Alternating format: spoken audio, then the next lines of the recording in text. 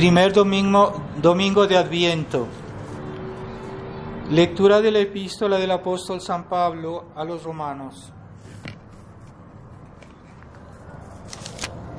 Hermanos, sabed que ya es hora de despertar del sueño, porque ahora está más cerca nuestra salud que cuando abrazamos la fe. La noche ha pasado y se acerca el día de la eternidad. Dejemos pues las obras de tinieblas y vistámonos de las armas de la luz. Andemos honestamente como de día, no en glotonerías y embriagueces, no en deshonestidades y lascivias, no en reyertas y envidias, mas revestidos del Señor Jesucristo. Continuación del Santo Evangelio según San Lucas.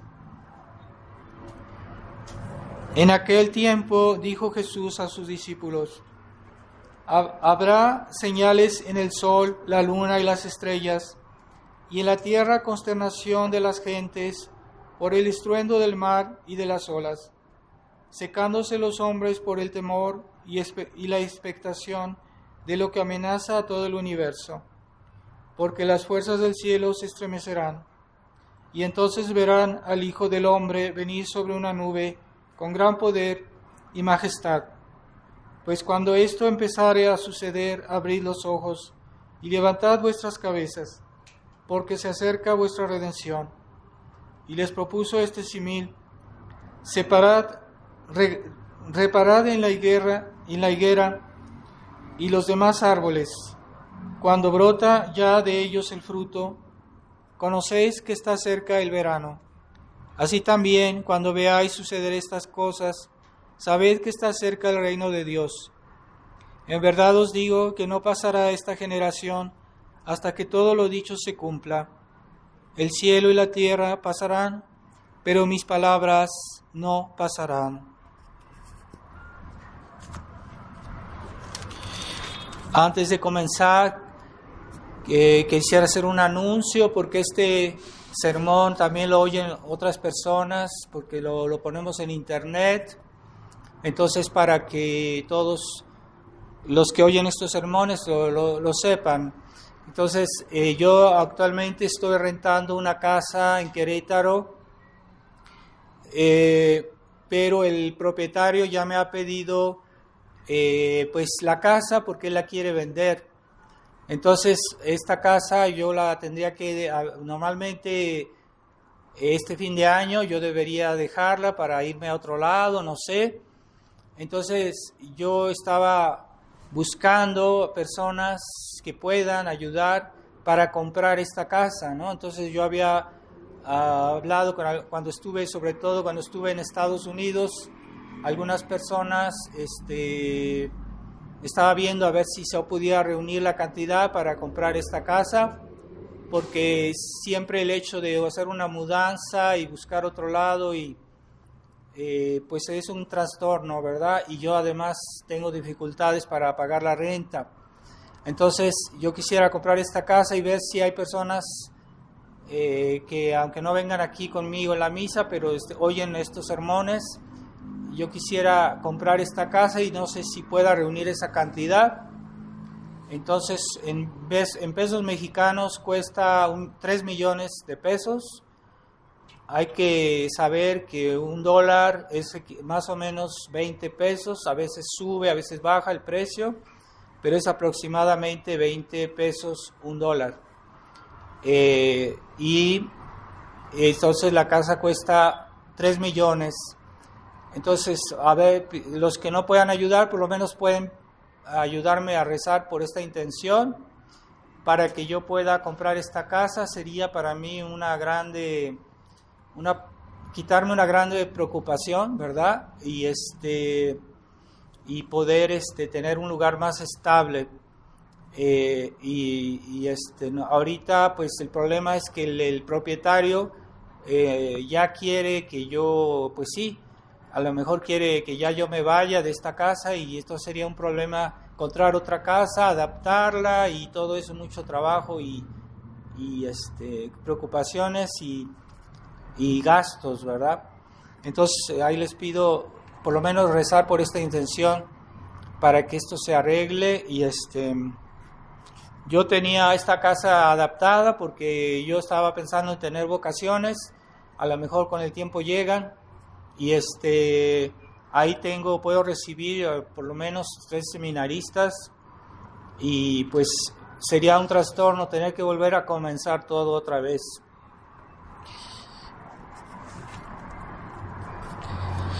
En el nombre del Padre, del Hijo y del Espíritu Santo. Amén. Ave María Purísima. Estimados hermanos, estamos comenzando el año litúrgico, primer domingo de Adviento, tiempo de penitencia. Se dice la misa en color morado porque es signo de penitencia. No olvidemos hacer algún esfuerzo en este tiempo de Adviento, hacer penitencia, hacer oración, hacer limosnas, obras de caridad, algo especial, ¿verdad? ¿Por qué este tiempo de penitencia?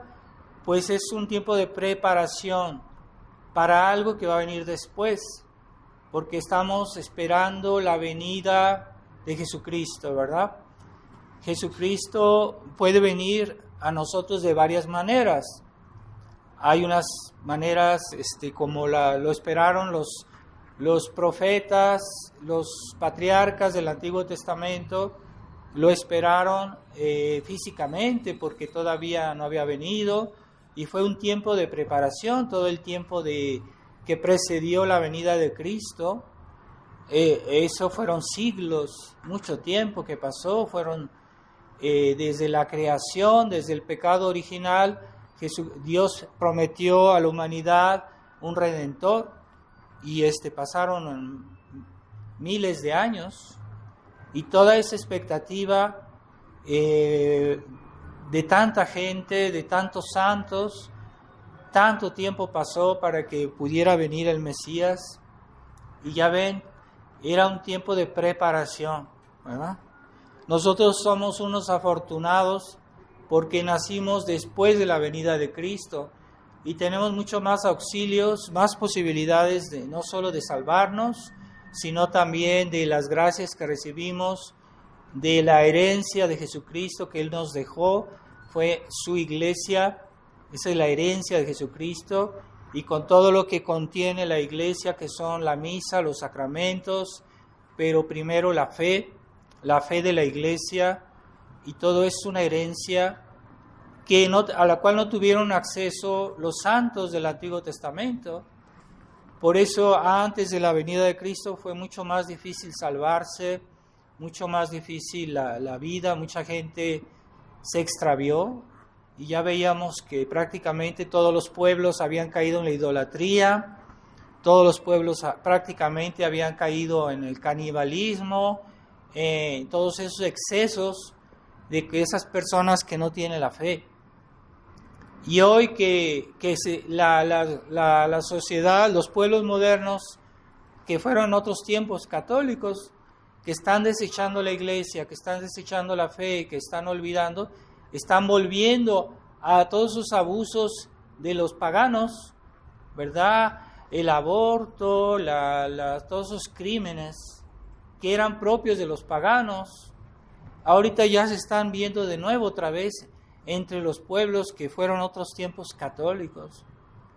Por eso es un pecado más grave aquel que ha conocido la verdad y que la desecha y vuelve, como dice la Biblia, el perro vuelve a comer su vómito. Es lo que está pasando hoy, que la gente está volviendo al paganismo, en esa manera de volver a los antiguos vicios, a los antiguos crímenes, a la antigua idolatría. Y es un pecado mayor porque el que ha recibido más y lo desecha es más culpable, porque ya conoció la verdad, ya conoció la iglesia, ya conoció la fe, siglos de fe. Aquí en México hubo siglos de cristianismo, y ya ahorita están arrancando la fe de nuestra tierra cristiana, nos la están quitando. Pero si no hubiera esa negligencia de los católicos, pues esto no sería posible. Entonces hay un problema también en la gente, en nosotros, ¿verdad? Somos fieles a las gracias de nuestro bautismo, a las gracias que hemos recibido de nuestra familia, de nuestros ancestros, o hay una ruptura, ¿verdad? Una ruptura. Ahorita muchas veces las nuevas generaciones están en ruptura con las antiguas generaciones y han renunciado a toda esa tradición que les venía también por vía familiar. Y es muy triste ver que a veces hay de algunas familias, muy buenas familias católicas, que los papás, los abuelos eran excelentes cristianos y ya los hijos, los nietos no siguen esa tradición familiar, y es muy triste ver eso, que ya hay una ruptura y han perdido toda esa manera de vivir, de esa manera de ser católica como era antes, y ya ni siquiera la conocen porque nunca tienen tiempo de platicar con sus papás, porque están viendo la televisión, están viendo el celular, están en la calle, y se pierde esa tradición familiar, se pierde porque ya no hay vida familiar, ya no hay contacto, ya no hay comunicación, ¿verdad? Hay personas que están comiendo en su casa y los hijos, en lugar de platicar con sus papás, con su familia, están ahí con el celular. Es una falta de educación hacer eso, que alguien está comiendo con los demás y está, en lugar de platicar, de comunicar, está viendo el celular. Es una falta de respeto hacia los demás. Pues hay papás que permiten eso en sus hijos, no lo permiten, no debería ser.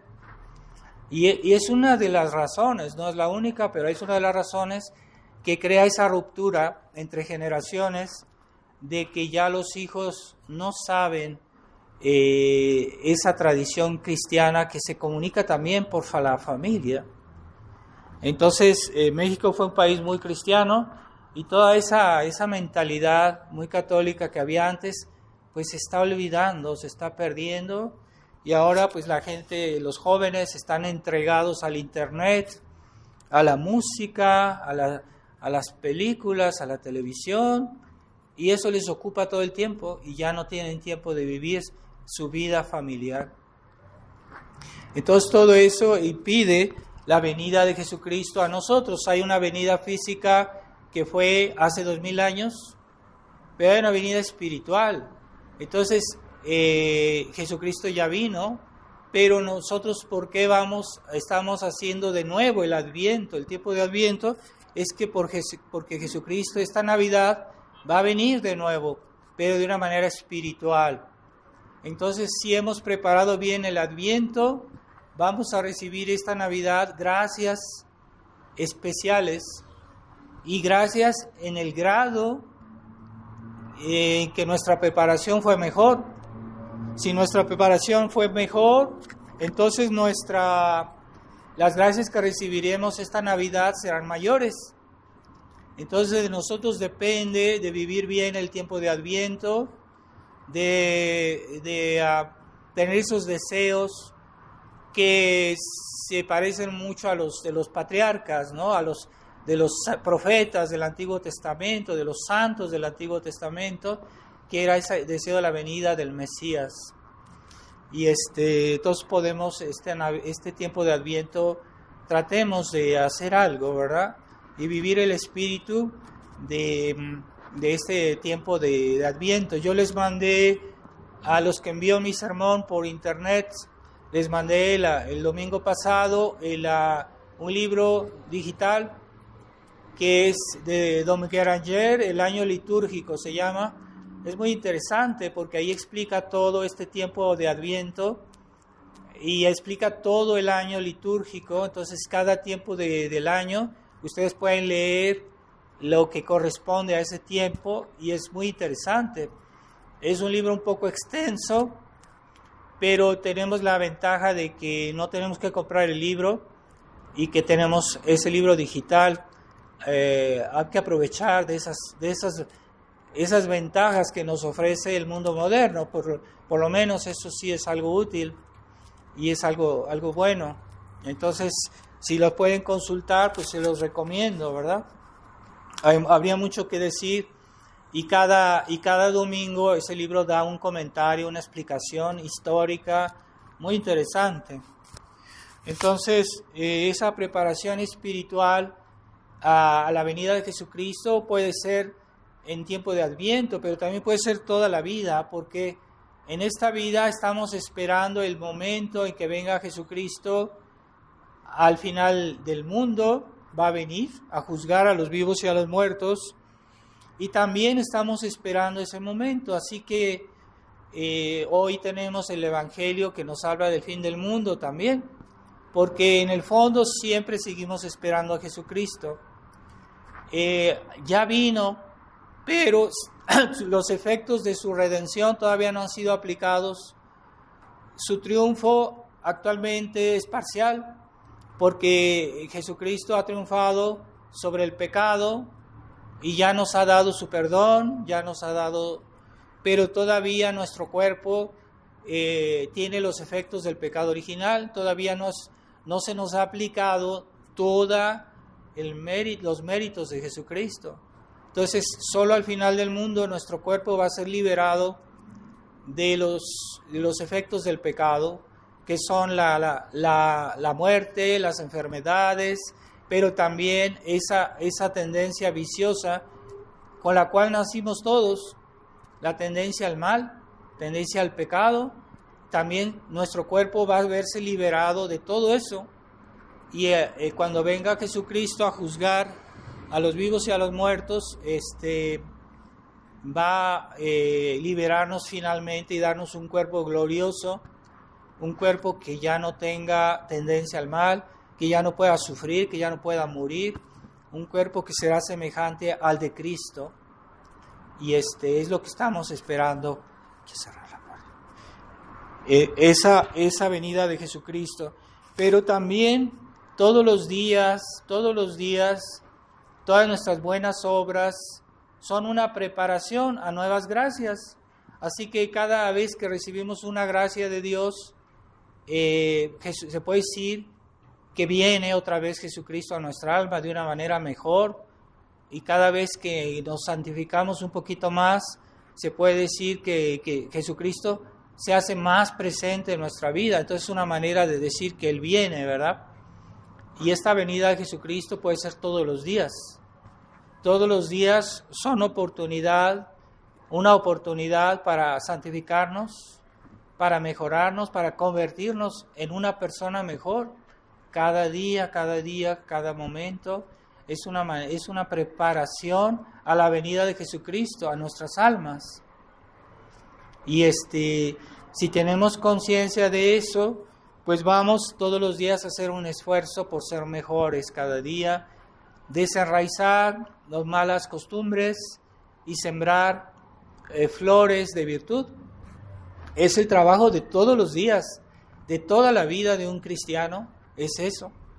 Así que una persona que siempre es igual, que nunca progresa, que siempre es el mismo, que siempre con sus defectos, con sus problemas, y nunca crece en la vida cristiana, pues es como un fenómeno, es una persona anormal, es un cristiano anormal, que siempre es igual, y no debe ser. Nosotros debemos progresar, y es cierto que nuestra fragilidad, nuestros defectos, a veces nos cuesta, ¿verdad? Pero si tenemos el deseo, la intención, como quiera que sea, con todos los problemas, dificultades que tengamos, poco a poco vamos a ser mejores. Pero es muy importante tener esta determinación de decir, sí quiero, sí lo deseo, sí lo voy a intentar, voy a hacer algo. O sea, y vamos todos los días a mejorarnos, a convertirnos. Y es el trabajo del tiempo de Adviento, pero es también el trabajo de toda la vida, porque toda la vida Jesucristo viene a nosotros cuando nos convertimos a una vida mejor, ¿verdad? todos los momentos es una oportunidad de convertirse, ¿verdad? Y cada vez que progresamos, se puede decir que es una pequeña conversión y podemos crecer en la vida cristiana. Y hay que ser consciente de eso. Entonces está la parábola de la viña, en la cual, ¿se acuerdan? Nuestro Señor llama a estas personas a trabajar en la viña, que es símbolo de la iglesia, y nosotros estamos aquí para trabajar en la viña, y debemos hacer algo todos los días, y esa es aquí estamos en la tierra para eso, así, en los planes de Dios, en las intenciones por las cuales Dios creó el mundo, eso es por eso que estamos aquí.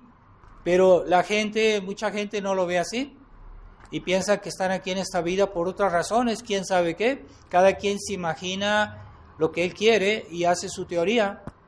Entonces todos tienen su teoría, pero no es la realidad. La realidad, Dios nos puso aquí en este mundo para prepararnos a la otra vida, para convertirnos todos los días y para esperar al mismo tiempo de nuestro trabajo la venida de Cristo a nuestra alma. Es una venida espiritual que cada vez se hace más íntima, más intensa, mejor, más perfecta, ¿verdad? Y cada vez recibimos más gracias. Pero hay algo que mucha gente olvida, que para la venida de Cristo puede haber obstáculos.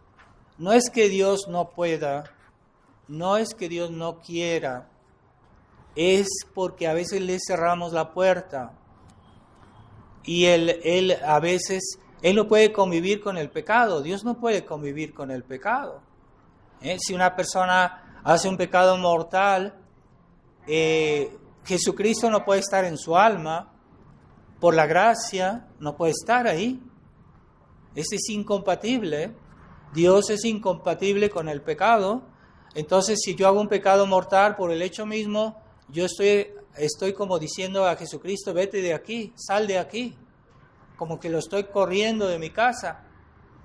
Es incompatible la presencia de Dios por su gracia en mi alma con el pecado mortal. Así que debemos hacer las vías, como decía San Juan Bautista. En este tiempo también, el tiempo de Adviento es el tiempo de San Juan Bautista, que preparaba las vías al Señor. Y para que las vías se hagan, debemos quitar en nuestra alma aquello que es incompatible con la presencia de Dios. Y no es tan difícil, basta que nosotros reconozcamos nuestros pecados, pidamos perdón y formulemos ese deseo de no volverlo a hacer. Esa es necesario, porque si no, Jesucristo no puede venir a nuestra alma.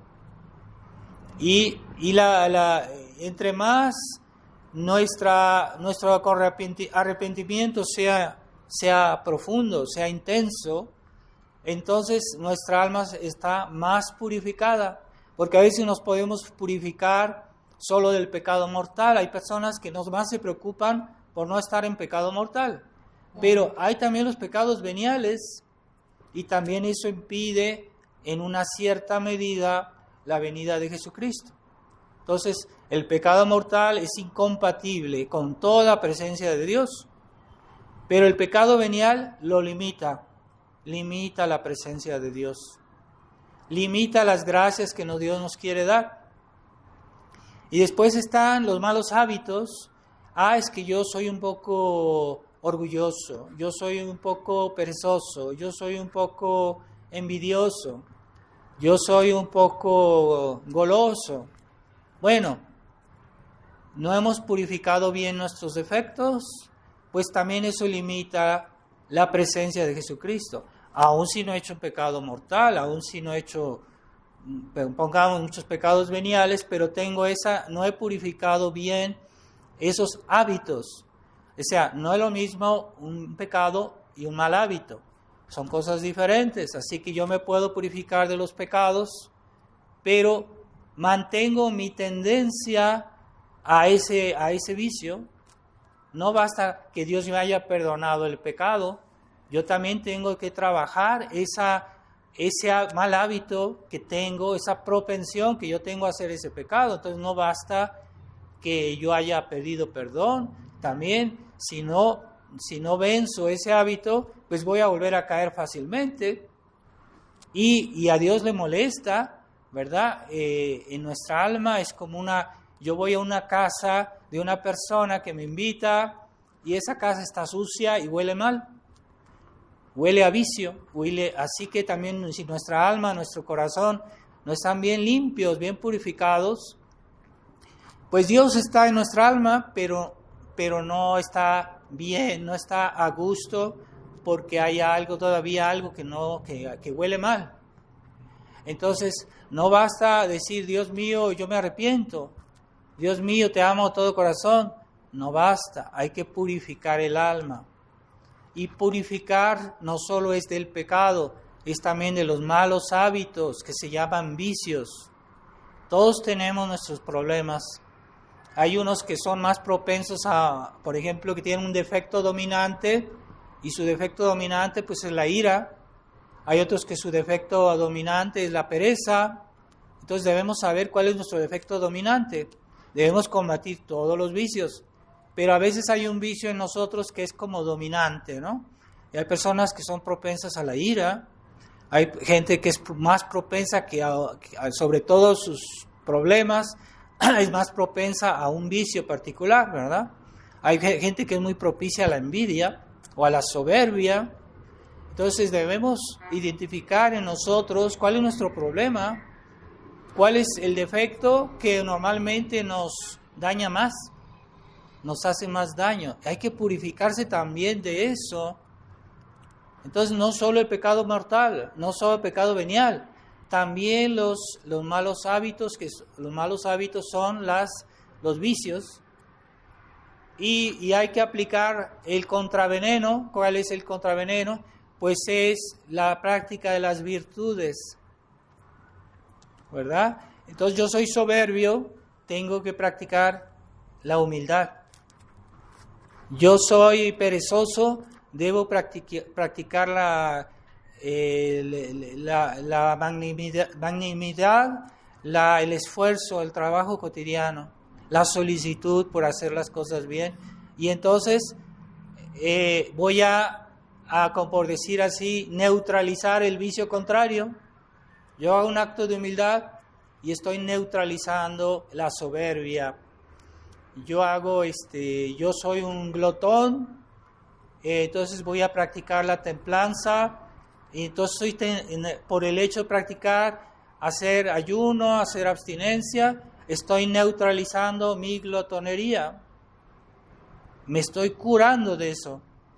Y eso molesta a Dios, porque Dios, aunque nos haya perdonado los pecados, también quiere poner orden en nuestra vida, y también eso es una parte del trabajo que debemos hacer, corregirnos de nuestros vicios. Entonces, cuando alguien compra, pongamos un ejemplo alguien compra un terreno, yo voy a comprar un terreno para construirme una casa. Entonces, ¿qué es lo primero que hago? Pues quitar toda la mala hierba, quitar las piedras, quitar la suciedad para poder construir. Entonces, es quitar todos nuestros defectos para que Jesús pueda venir a mi alma. Y ya después que ya está limpio todo, entonces yo voy a plantar un jardín y voy a poner flores. Esas flores pueden ser símbolo de las virtudes. Y si nuestro jardín está limpio, pues las plantas van a crecer mejor. Por eso es muy importante el trabajo de purificación. No basta decir, Dios mío, yo voy a hacer actos de virtud. Sí, está bien. Pero si tú no has purificado bien tu alma, tus actos de virtud no van a crecer bien, no van a desenvolverse bien. Es como si yo no he limpiado bien mi terreno, mi propiedad. Aunque yo plante flores, no van a crecer bien porque todavía hay mala hierba, porque todavía hay piedras. No van a crecer bien, van a crecer, pero van a crecer defectuosas. Así que no basta decir, yo quiero hacer el bien. No basta. Hay que también, yo quiero quitar el mal. Y para que el bien pueda crecer normalmente y mejor, debemos desenraizar la mala hierba de nuestros vicios, de nuestros defectos. Es que yo nunca pienso, no había pensado en eso. Pues ¿cuánto tiempo has perdido de tu vida que la cual Dios te dio para eso? Aquí estamos para eso. ¿Por qué Dios nos da tiempo en esta vida? Pues para hacer eso, desenraizar vicios y plantar virtudes. ¿Por qué los santos llegaron a una gran santidad? Porque purificaron muy bien su alma. Y cuanto más pura es un alma, más posibilidad tiene de crecer en el amor de Dios, en todas las virtudes. Pero una purificación que era a fondo, a veces hay que ver las penitencias que hacían los santos. Es que eso yo no, eso es para los santos. No, todos debemos practicar la penitencia. Mortificación de la vista. Yo no puedo ver todo lo que se me atraviesa y estar en la calle mirando ahí todo lo que pasa. No, debemos controlar la mirada. Eso es una manera de purificar la curiosidad, la mala curiosidad. Hay una buena curiosidad, pero también una mala curiosidad. Entonces hay que purificar nuestra inteligencia de todas esas malas imágenes que vemos por ahí y que después se quedan en nuestra imaginación. Y después vuelven en la memoria, se quedan esas imágenes. Vemos algo feo y después en los sueños vienen malas esas imágenes. Es que tuve malos sueños. Es culpa tuya porque no has cuidado la pureza de tu alma y has andado ahí de curioso, viendo lo que no debes ver. Entonces, por eso no debemos ser curiosos de ver todo lo que se nos pasa por delante, o estamos ahí en el internet, y no hay que ver todo, hay que cuidar, porque esas imágenes se quedan en nuestra memoria, y después salen a flote, cuando menos lo esperamos. Y después, ¿sabes que tengo tentaciones? Tengo tentaciones muy fuertes. ¿Por qué? Es que no has purificado tu imaginación. No has purificado tu vida. No estar pensando en cosas negativas. No, trata de no pensar en eso, de no ver eso, de no leer cosas malas, que después eso te deja una huella en el alma.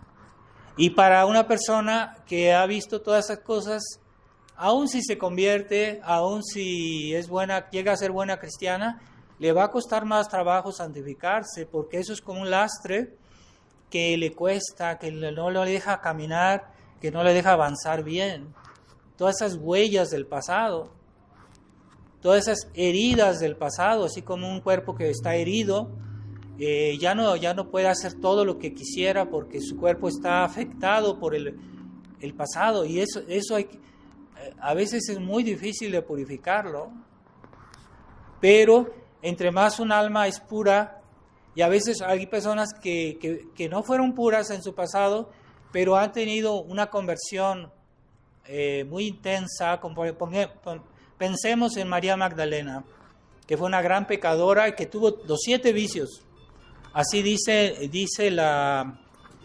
eso lo dice, no sé, está en uno de los escritos de los padres de la iglesia, que María Magdalena no solo fue el pecado contra el 6º mandamiento, que tenía todos los vicios, y estaba repleta de todos los vicios María Magdalena, repleta, así dice.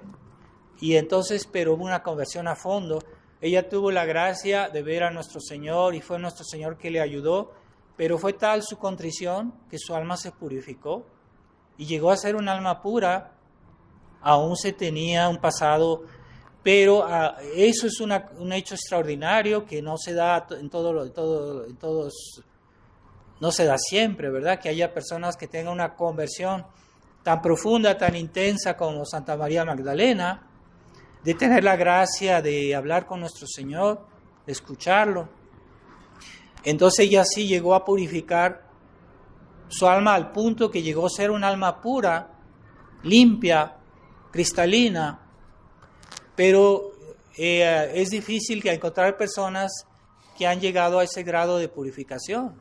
Hay personas que vivían en el pecado, se convierten, llegan a ser buenos cristianos, pero siempre tienen todavía esas reminiscencias del pasado y caen, a veces vuelven a caer y es difícil, y entonces para purificarse pues tienen que hacer especiales esfuerzos. No es como el que siempre ha sido sano. El que siempre ha sido sano no necesita hacer especiales esfuerzos porque tiene un cuerpo sano. Pero una persona que ya cayó en una enfermedad, pues le cuesta más. Ya no tiene la misma resistencia, no tiene la misma energía, y entonces, aunque quiera, aunque ya se haya curado de su enfermedad, ya no es tan sana como una persona que nunca se enfermó. Entonces, es importante ver ese aspecto de no solo hacer el bien, sino también purificarse del mal, ¿verdad? Porque a veces creemos que todo es una cuestión de generosidad. No solo es una cuestión de generosidad, hay que también conocer bien nuestra religión, pero también hay que purificarse del mal. Entonces, aunque yo tenga muchos grandes deseos, yo sea una persona muy generosa, no es suficiente. Para que te aproveche mejor las gracias de Dios, tienes que purificar tu corazón, para que tu corazón sea nítido, sea limpio, ¿verdad? Entonces, por ejemplo, estamos viendo el paisaje, si la atmósfera no está limpia, yo no puedo ver muy lejos. Pero si la atmósfera está muy limpia, puedo ver muy a lo lejos, puedo ver, aquí en México se pueden ver los volcanes, ¿verdad?, que están muy lejos. Cuando la atmósfera está limpia se ve más lejos. Y así es también la vida espiritual. Cuando nuestra alma es limpia, vemos más lejos, vemos mejor a Dios, vemos mejor las cosas buenas, las comprendemos más fácilmente. Por eso es importante la purificación. Y hay pocas personas que entienden eso. Hoy se bebe la iniquidad como el agua.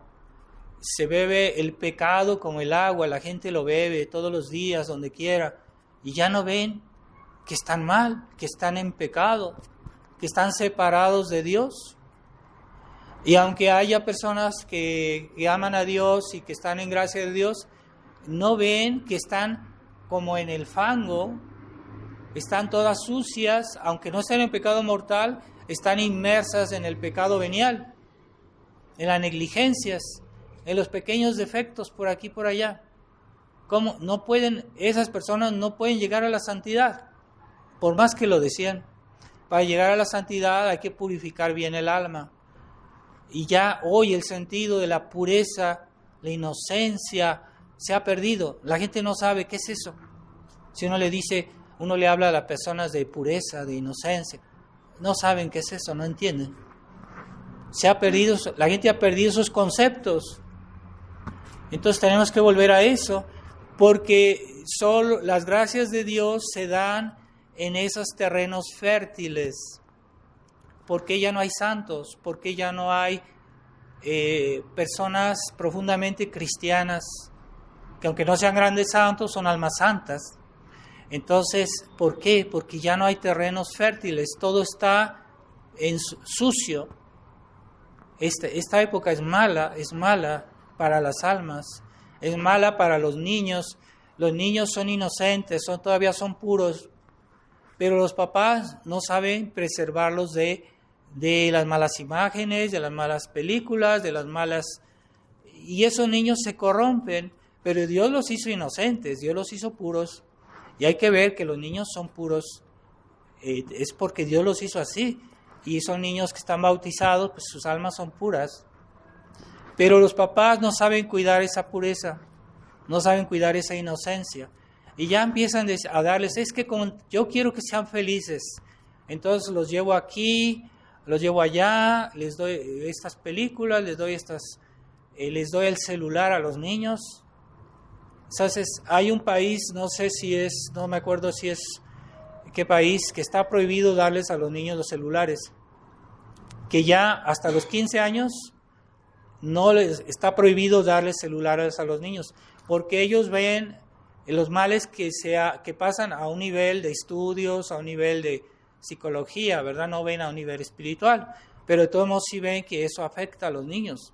Y hay niños que están ahí con su celular todo el día, y jugando y viendo cosas que ni los papás ni cuenta se dan, cosas malas, y los papás no se dan cuenta. No, es que mi hijo es bueno, yo sé que no va a ver eso. No es cierto, sí lo ven. Entonces, esos niños pierden su inocencia y los papás ni cuenta se dan. Que dicen que son católicos, que dicen que son creyentes, que dicen que aman mucho a sus hijos. Es que yo quiero mucho a mi hijo, le doy mucho amor, le doy mucha afección. Y también le das el celular, también le das malas películas, malas distracciones, malos juegos, malas amistades, inconscientes, que son inconscientes. Entonces los niños pierden su inocencia. Los santos, todos los santos fueron personas que supieron defender su inocencia infantil y que se conservaron inocentes a pesar de haber llegado a ser adultos, no se corrompieron. Son raros los santos que a veces por una conversión, ya que estaban adultos, se convirtieron, pero en general los santos eran personas que eran de buenas familias, que fueron muy bien educados y que conservaron la inocencia de su infancia, que la protegieron, la defendieron, y que eran conscientes del valor de esa inocencia, esa pureza que tienen los niños.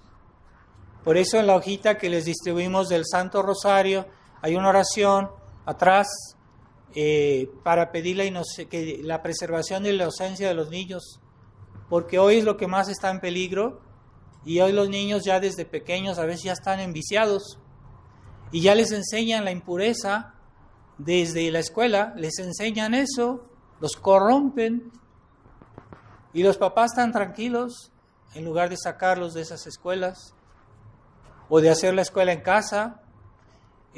No se preocupan no sé qué piensan y no protegen la inocencia de sus niños. No están al tanto de las amistades que ellos tienen y no dicen, no, es que no...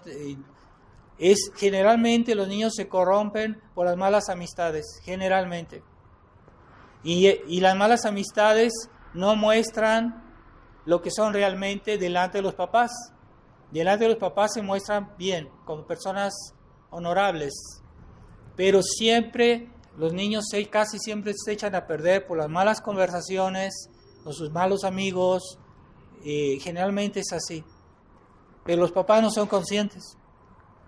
Entonces, es más fácil ser santo a un niño porque es inocente, porque es puro, y todavía no ha tenido tiempo de formar esos vicios, esos problemas, entonces si los papás educan bien a sus hijos, los protegen bien, pueden hacer de ellos unos santos, porque para el niño es más fácil practicar la caridad, para un niño es más fácil practicar la vida cristiana, porque no tiene vicios prácticamente, o tiene vicios pequeños, pero es más fácil para ellos llegar a la santidad. Pero por eso la infancia es un tesoro. La infancia es una oportunidad grande, grandísima, de una persona que tiene para santificarse. Pero generalmente los papás no ven esa oportunidad y lo ven la vida de otra manera, y no ven que los niños son limpios y no protegen esa inocencia. Entonces, Dios quiere venir a nuestras almas, pero Dios es todopoderoso, claro, lo puede hacer, pero Él no quiere venir en un alma sucia, y no puede estar ahí, porque Él es la pureza misma, la santidad, la bondad. Y si nosotros le cerramos la puerta por nuestros pequeños defectos o grandes defectos, pues Dios no va a venir a nuestras almas. Así que no basta decir, yo ahorita a tiempo de Adviento, yo quiero así, yo amo a Jesús, yo quiero que venga esta Navidad espiritualmente a mi alma. Y está bien, no basta ese deseo, tienes que también purificar tu alma. Por eso, tanto el tiempo de Adviento como el tiempo de Cuaresma son tiempos de purificación, ¿verdad? Entonces, hay que purificar nuestra alma con más intensidad en estas épocas, pero en el fondo eso debemos practicarlo toda la vida. Nada más en estos tiempos la purificación se practica de una manera particular, ¿verdad? Así como en tiempo de Pascua, pues practicamos más bien la caridad, el amor de Dios, ¿verdad? Porque es la alegría de la resurrección. Pero no debemos olvidar que la purificación es muy importante en nuestras almas.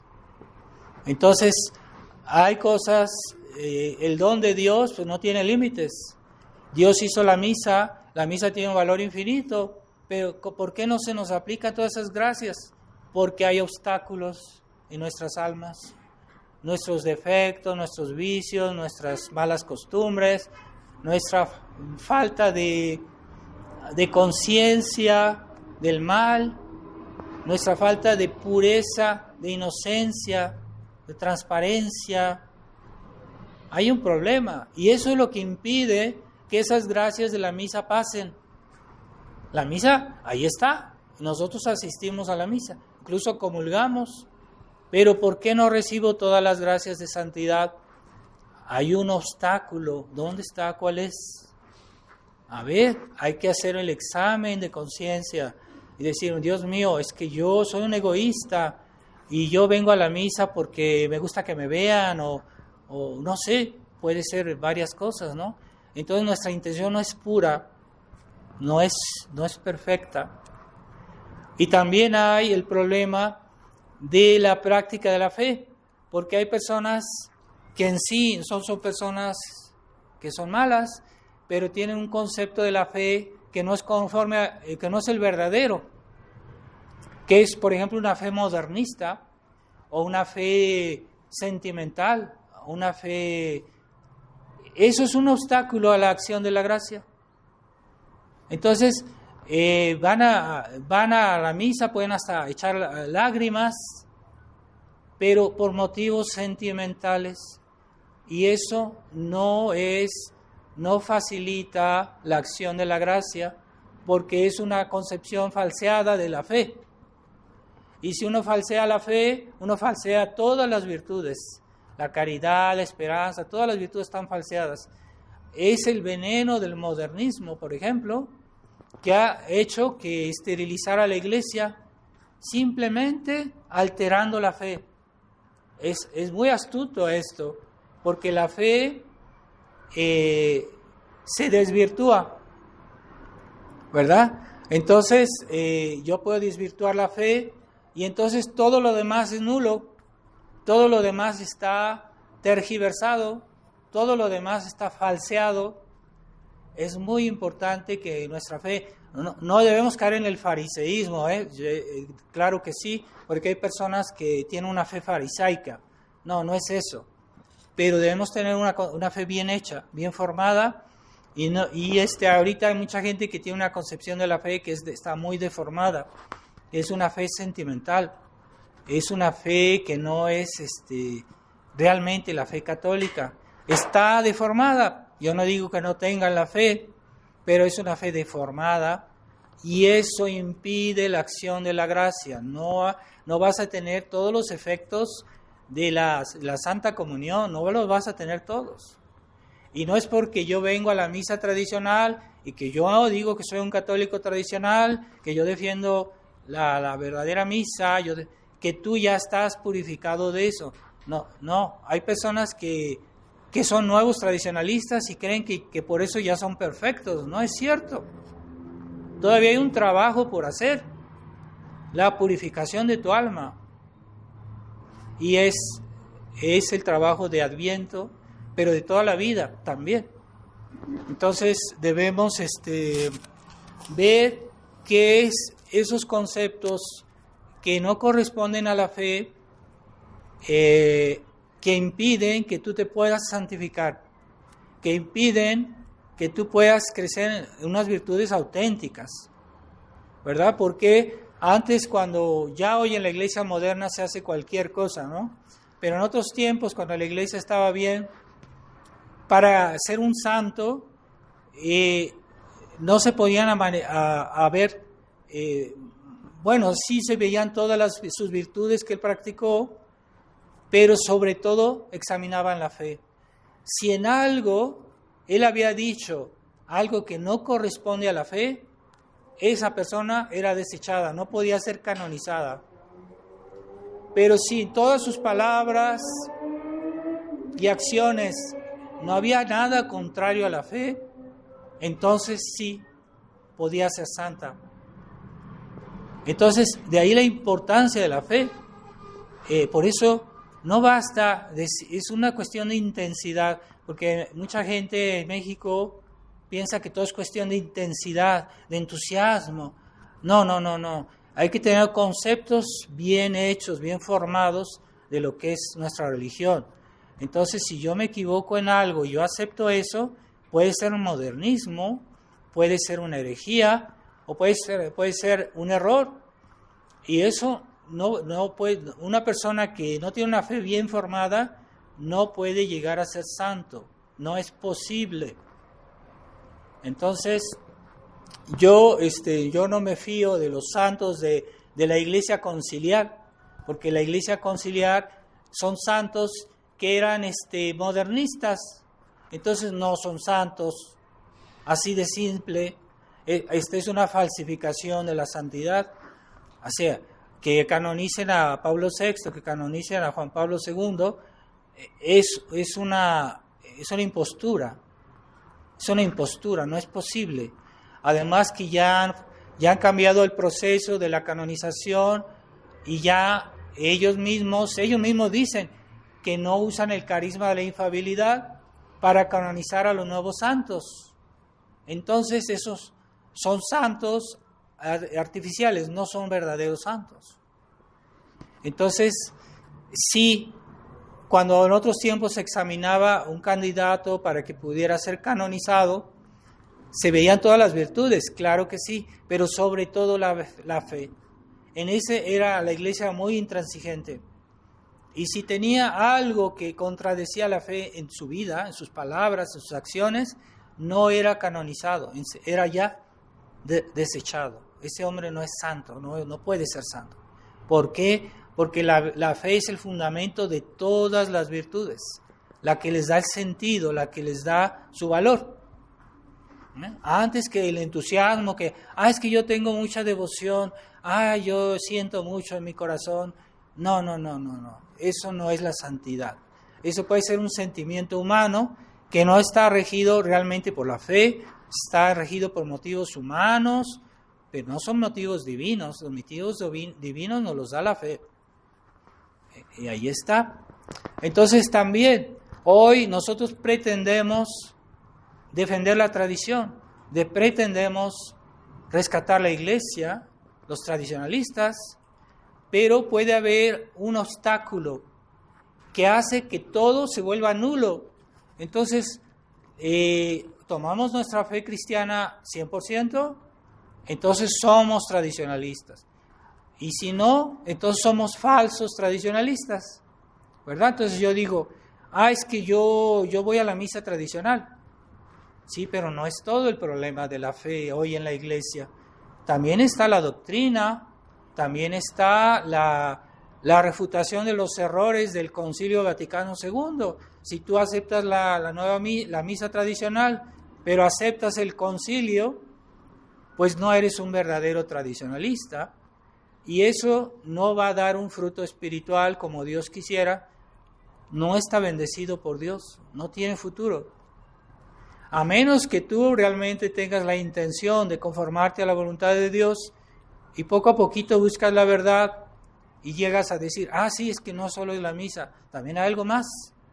Hay otras cosas, otros problemas doctrinales. Entonces, es el gran problema hoy en la tradición, que muchos tradicionalistas ven un aspecto de la fe, un aspecto de la tradición, pero no quieren ver lo demás. Quieren aceptar lo bueno, pero no quieren aceptar el combate de los errores. ¿Por qué? Porque hay que purificar nuestra fe, no solo decir, ay, yo voy a misa, yo practico la fe, yo amo a Dios. No, también hay que purificar tu fe de todos esos errores, para que te puedas realmente santificar y que puedas decir, yo soy un tradicionalista auténtico, no estoy a mitad de camino. Hay unos que están a mitad de camino, tal vez no sea su culpa, y que dicen, no, es que yo la misa tradicional, etcétera, está bien, pero no es suficiente, todavía hay camino, todavía hay purificación que hacer. Entonces, es el gran problema, ¿verdad? Entonces, a veces un detallito puede hacer que neutralice tu vida espiritual. Un detallito. Entonces, yo acepto la doctrina católica, yo voy a la misa tradicional, pero en ciertos casos yo puedo ir a la nueva misa. Estás mal, porque la nueva misa no es católica. Y hay casos de eclesiásticos hoy en la tradición que dicen, tú puedes ir a la nueva misa, no hay problema. Entonces eso está desorientando a la fe de esos tradicionalistas, entre comillas, y hace que no sean 100% tradicionalistas, están desorientados. Entonces es uno de los escollos, ¿verdad? Escollos que pueden hacer fracasar o naufragar un católico en la tradición. Entonces, yo quiero ser bueno, pero no quiero combatir el mal. Yo quiero hacer el bien, pero no quiero luchar contra el mal. Es el pacifismo. Falta de espíritu, el combate de la tradición. No solo es la tradición, es también, va junto. Y no se puede ser verdadero tradicionalista si uno no tiene el espíritu combativo. ¿Contra qué? Contra lo que impide la tradición. El pecado, los errores, el modernismo. Debemos ver las cosas completas, ¿verdad? La fe es así. O se toma toda o no se toma. O se toma toda o no es. No es verdadera fe. Entonces, que haya tradicionalistas, bien, o hoy lo que hoy llaman la resistencia, que se supone que es una manera de todavía ser más auténtico, tradicionalista, y mismo en la resistencia hay personas o hay eclesiásticos que todavía dicen, no, es que si vas a misa, a la nueva misa no es pecado, es que la nueva misa está viciada contra la fe, es contraria a la fe. Está infectada de modernismo, de ¿cómo se dice?, de protestantismo, está en los mismos ritos de la nueva misa. Yo no puedo practicar la nueva misa y practicar bien mi fe, no puedo, es contradictorio.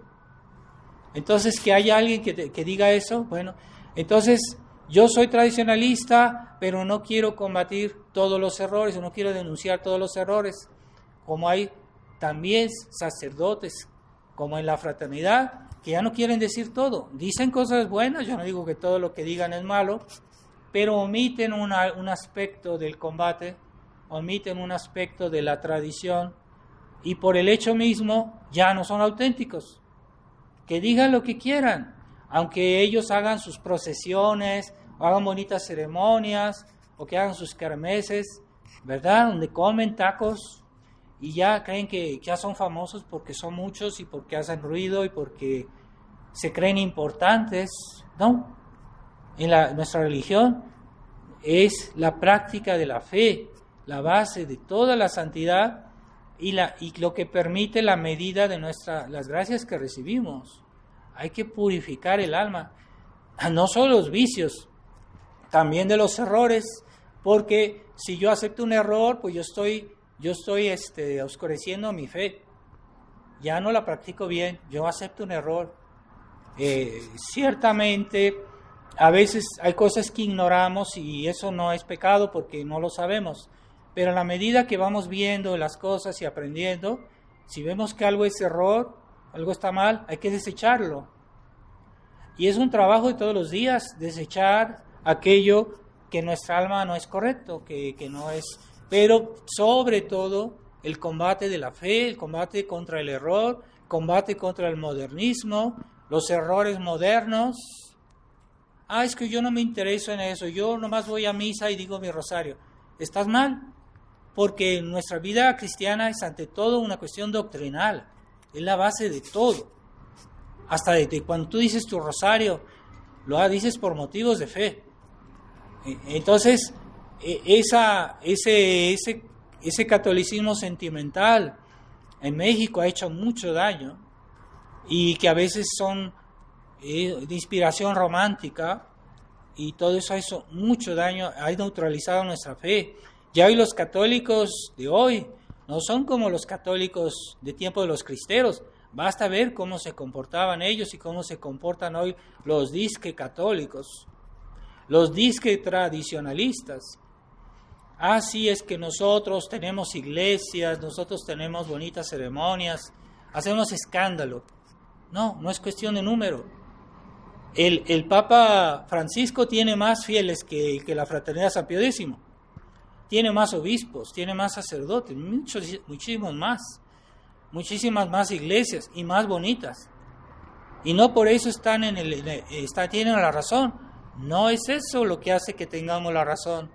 Respetamos la tradición de la iglesia, de la fe, como siempre, ahí tenemos la razón. Y somos la verdadera iglesia. Aunque les pese a los demás, aunque sean mucho más numerosos, delante de Dios son aquellos que practican la fe con pureza y entereza. Y es lo que se necesita hoy. Necesitamos católicos auténticos, no fariseos, tampoco necesitamos de esos católicos sedevacantistas que están siempre peleados con todos. Les gusta la pelea. Y no es eso. Primero está la práctica de la fe, que está asociada a la práctica de la caridad. Si yo tengo un recto concepto de la fe, tendré un recto concepto de la caridad, como Dios la entiende. Y entonces ya estoy quitando los obstáculos, y ya Dios me puede ayudar más, Dios me puede santificar más, y cada vez que vengo a misa recibo más gracias, si he purificado bien mi alma, no solo de mis defectitos, sino también del error. O sea, realmente yo estoy combatiendo los errores modernistas. Yo no hago pactos con los errores, sino guardo silencio, como esos sacerdotes que ya no quieren hablar de esos temas. No es posible. Sobre todo temas importantes que ponen en peligro la fe de los fieles. Los sacerdotes deben hablar, los obispos. Es su función, es su misión. Y si ellos no hacen eso, están haciendo un pecado. Que digan lo que quieran, pero están haciendo un pecado. Porque es su misión primordial. La misión de la iglesia, en primer lugar, antes que la misa, antes que los sacramentos, es la enseñanza de la verdad. Y hoy, para enseñar la verdad, pues hay que denunciar el error que cuestiona la verdad. No basta decir la verdad. Hay que también cuestionar lo que pone en peligro la verdad, que es el error. Y eso fue todos los concilios de la Iglesia antes del Vaticano II, todos, su primera fue denunciar el error, no solo decir la verdad. Siempre terminaban con las anatemas.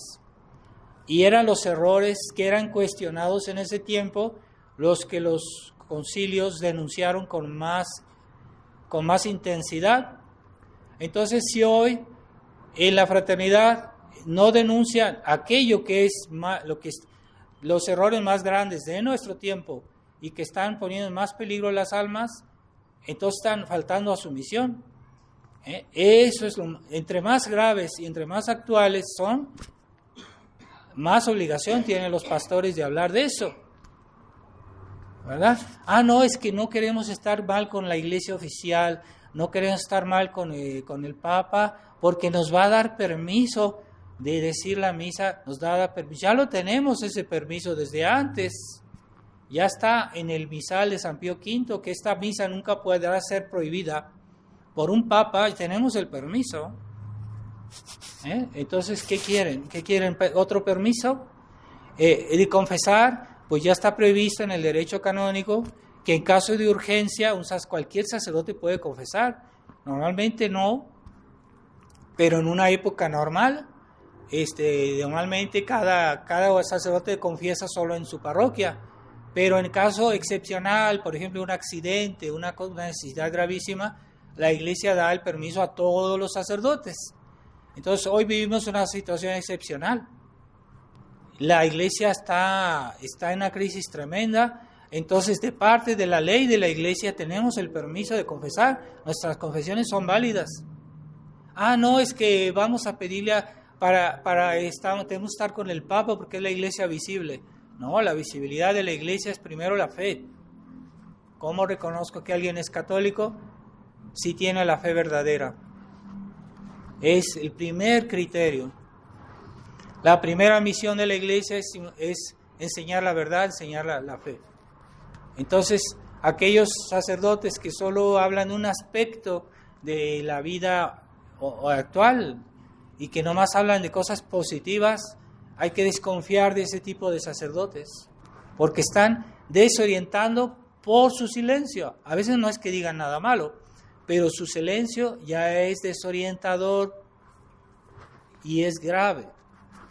Entonces, tengamos cuidado.